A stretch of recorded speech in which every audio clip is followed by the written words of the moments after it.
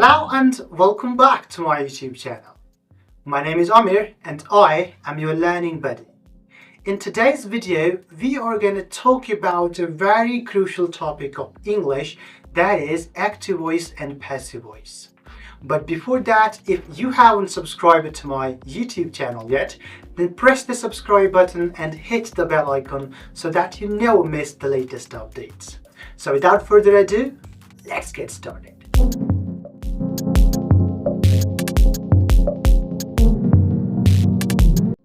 When we talk about active voice, we say that it's a grammatical structure in which subject performs some kind of action and that action gets expressed by verb.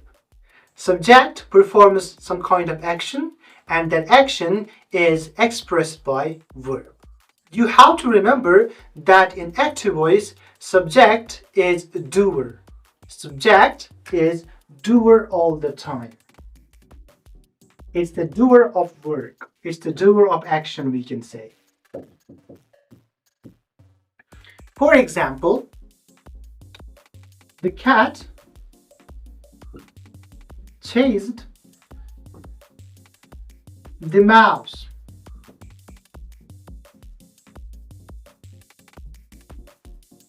The cat chased the mouse. Cat is subject, chased is verb, and mouse is object. Cat, which is subject in the sentence, is also the doer of the action. Chased is action or verb, and mouse is object. So the cat is performing the action. What kind of action? It is chasing. What? Mouse. Cat is chasing mouse and it is performing the chase, the action which is chase. Now, when we talk about the passive voice, we say that it is a grammatical structure again, and in this, subject receives the action expressed by the verb. For example, the mouse, we will change the voice of this sentence. The mouse was chased by cat. The mouse was chased by cat. Here, the mouse was object, but here in passive voice, the mouse is subject.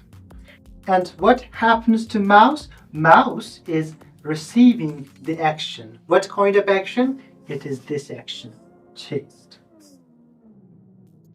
The cat actually chases the mouse, but here in passive voice we say that mouse is receiving that chase. Now you have to remember one important point regarding active voice and passive voice. That is, in case of active voice, the doer comes before verb in sentence. But in case of passive voice, doer comes after by.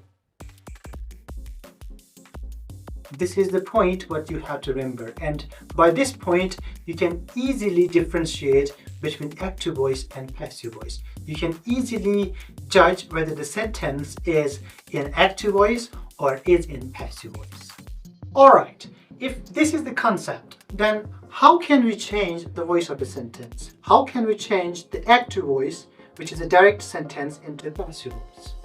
I will give you a format, and by the use of that format, you will be able to change the voice of a sentence.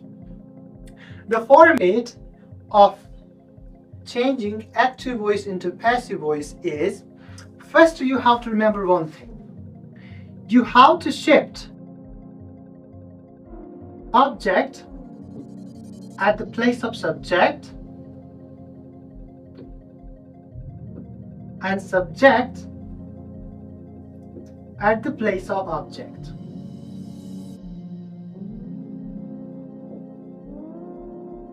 You have to see what is subject in my sentence and what is object in my sentence. Then you will do one more thing, that is place a form of verb to be after object. So we will say object plus to be plus V3 all the time.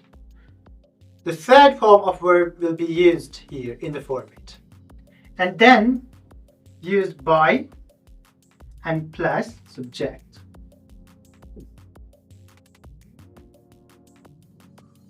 Object plus to be plus third form of verb, then by, then subject.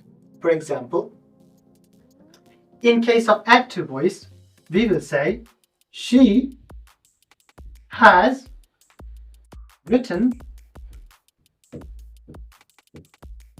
a book. She has written a book. This is active voice. Now, in order to change the voice of this sentence, we will use this format. How? We will shift object at the place of subject. A book. Now, a form of to be. There are so many forms of to be. For example, is, was, were, being, etc. Now we will use one among these forms of to be after book. We will say a book was written, third form, and then we will use by and subject at the place of object. We will say her. A book was written by her. Or a book has been written by her.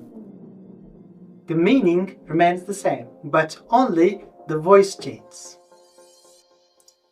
Here I have shifted object at the place of subject. Now this object becomes the subject in passive voice.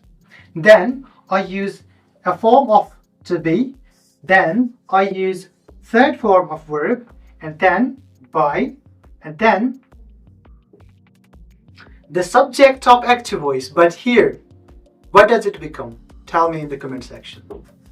Question arises, where to use is, where to use are, where to use was, where is, being, etc. Where to use these? How can we apply these forms of to be in our sentence? Let me tell you. If the sentence is in present simple, present simple. For example, he writes a letter. This is in present simple, and this is also active voice. How can we change the voice of this sentence? And which form of to be will be used in changing the voice of this sentence? Look, you have to remember, if the sentence is in present simple, then you will use is or are, depending on the singular or plural form of subject. Here, the subject is singular, so we will use is. How? We can say, in passive voice, we will say, a letter is written by him. If the sentence is in present simple, then we will change the voice in present simple as well. We will keep the format of present simple in mind while changing the voice of a sentence. A letter is written by him. This is what? This is present simple again. Now, if a sentence is in present continuous, then we will do one thing. We will use is being. Remember this one. For example, he is writing a letter. He is writing a letter. To change the voice of this sentence, we will say a letter is being written by him. It's very simple.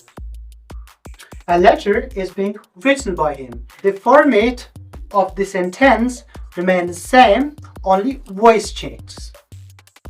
A letter is being written by him. You can get the present continuous format in this sentence as well. Now, if the sentence is in present perfect, what then? How can we change the voice of a sentence? I'll write an example. He has written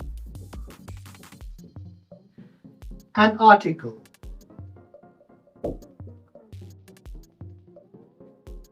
How can we change the voice of this sentence in a way that the format of the sentence should remain same? The tense of the sentence should remain same. Look, what do we have to do? Take object at the place of subject. An article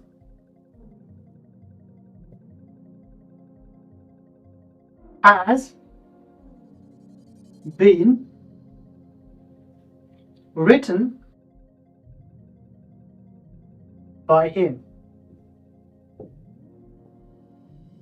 Has been is also a form of to be. You have to remember this. So, an article has been written by him. You can see and you can check that the format of this sentence remains same. The format of this sentence is present perfect. So, what we understood here in case of present perfect, that if the sentence is in present perfect, then we will use has been or have been. Depending on what? Depending on the singular or plural of this subject.